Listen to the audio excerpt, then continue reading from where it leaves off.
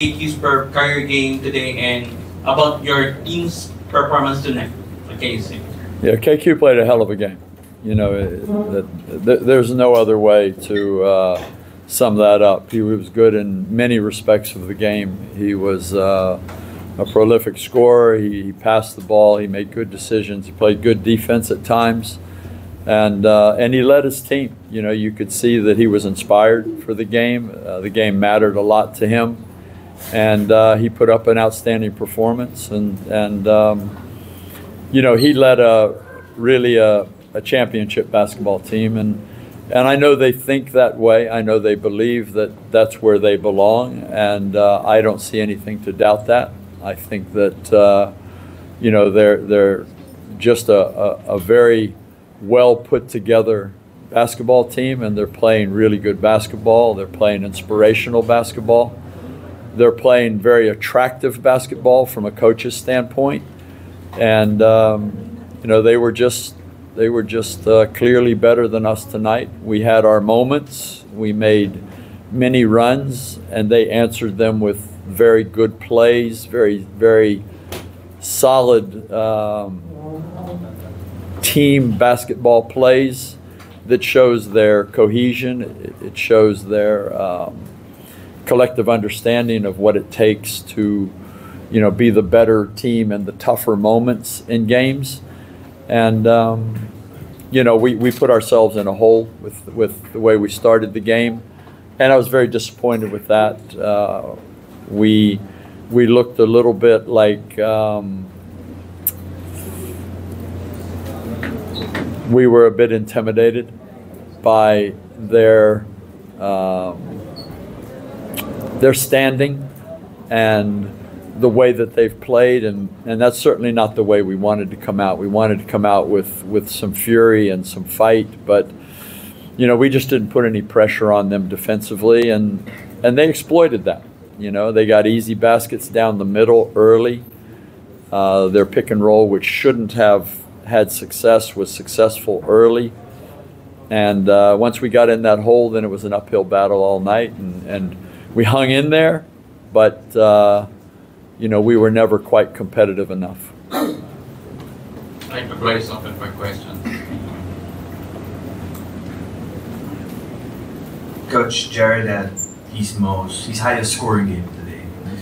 In terms of decision making and the way he reads the floor compared to when you started the season in October, I mean, started the last month, do you think that there's a significant improvement?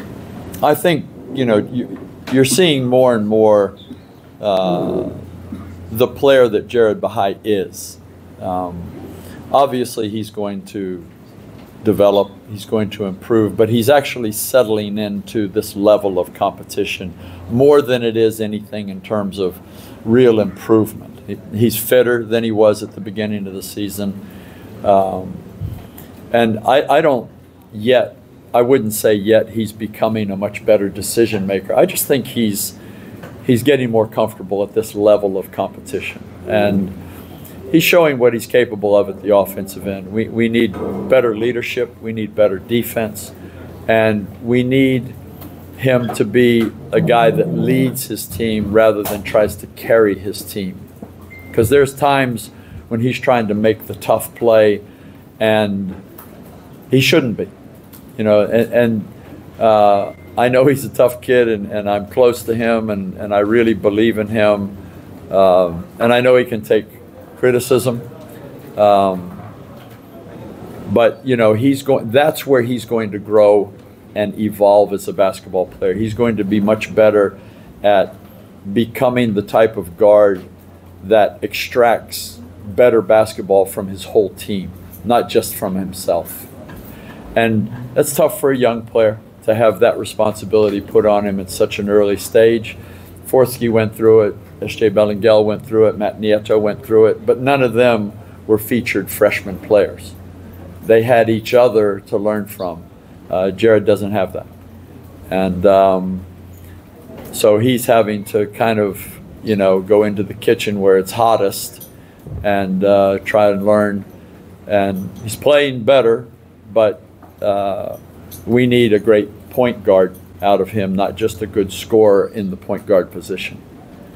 Was Sean dealing with cramps earlier? Yeah, it kind of came out of nowhere, and it's never a positive thing. And he's a really good attacker for us. He's a source of offensive production, and he doesn't really hurt us at the defensive end. He's a solid defender.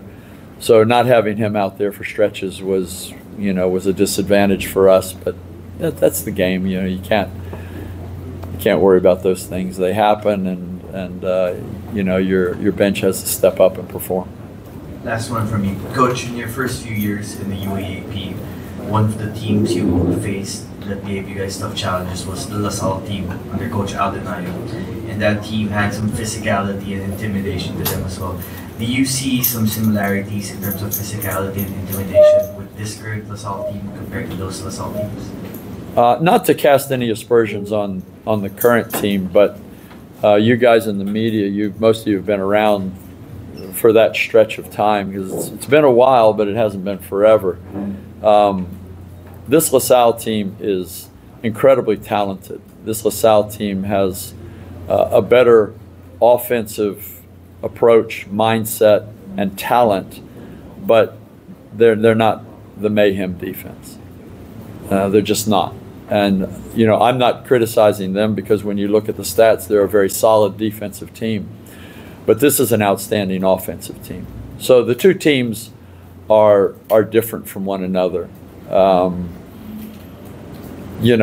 have the fondest of memories of the competition with Alden, and it was an education for me back in those days.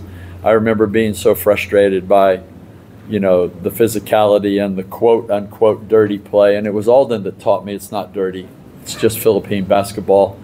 And either I had to grow up and adapt, and it sounded kind of unusual for a guy that had 30 some years under his belt coaching at a lot of levels, but I literally had to. I literally had to humble myself and pay attention to what particularly he did and he taught, and adapt. It was adapt or die. And so I'm thankful for those LaSalle teams and for Alden and what he taught me in my career. I'm very thankful for that. And the story goes, he and I have become good friends over the years, and he's had some laughs at my expense, but fortunately I got a couple at his expense as well. And I think that only strengthened our personal relationship with one another, is that we had tremendous respect for one another. But back to your question, the two LaSalle eras are different. And this is a very, very strong LaSalle era, but this is a great offensive team. And those were great defensive teams. And those were truly intimidating teams. They were scary to play against. And, Abu Trotter and Ben Mbala, and I can go down the Perkins and Alessio, and one of my favorites, Kib Montalvo. Those guys kept me up at night. And this LaSalle team, it's more about how you figure out their offense. Coach, obviously last Saturday after that win against USD, you said you don't really think too much about getting back-to-back wins, but that might have felt good for the players, focusing to Wednesday's game against Adamson, and then the postponement happened because of the weather. How did that affect the psyche of the players, that you're going to prepare for Adamson, who you think you have an equal match against preparing for a mighty LaSalle on Saturday? I could, in my normal way, I could be dismissive of your question, but it is real, and we did a lot of work to establish a game plan, because we knew how important, getting a third win in a row would be for the standings, for our psyche, for everything else. But, Mother Nature and God has bigger plans for all of us. He doesn't really care about the UAAP and such as that. And so, whatever reason, and our prayers and hearts go out to the many, Filipinos who struggled with this typhoon and the effects of it. That's far, far more important than our preparations. So yeah, I mean, from the standpoint of this season, it was a disruption and it was an adjustment we had to make. But the flip side is it gave us an extra day to prepare for this game, and we tried to use it as such. And I thought we probably had a better game plan coming into today than we might have had if we had had to play Adamson on Wednesday. But, you know, that's just the vagaries of life. And you know, if you can't adjust and adapt, you know, you probably need to be in a different profession, because sports always throws curveballs at you, and you just have to be ready for them. And so, you know, it's no excuse. It certainly, you know, was something we had to make adjustments for and adaptations to, but so did everybody else. So, you know, I can't really say that it was a disadvantage. That would be, you know, crying where that's not going to do any good.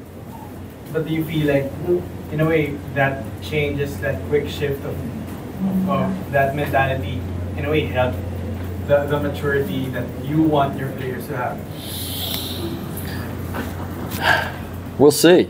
I mean, you know, to actually see growth and maturity, it's hard to see it in, you know, one moment after the next moment. It's more something you see an evolution over time, and it's certainly something we want to see. We want to see our team grow, and we want to see certain individuals that are young and inexperienced, many of them, grow and evolve too. But you don't see that in the moment by moment existence. You see it over time, and I think we have grown from the beginning of the season, but there's still a lot more room for improvement and growth, and it is a priority.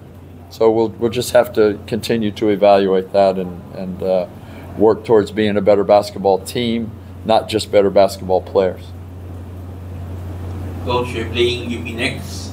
Your thoughts about your match, especially though you're still one game behind the number 4. What can you say? Well, I mean, UP is another obviously championship contender.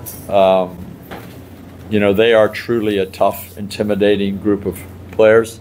Their style of play is very physical, but they've been doing that for a few years now, and I think that you know to expect that from them.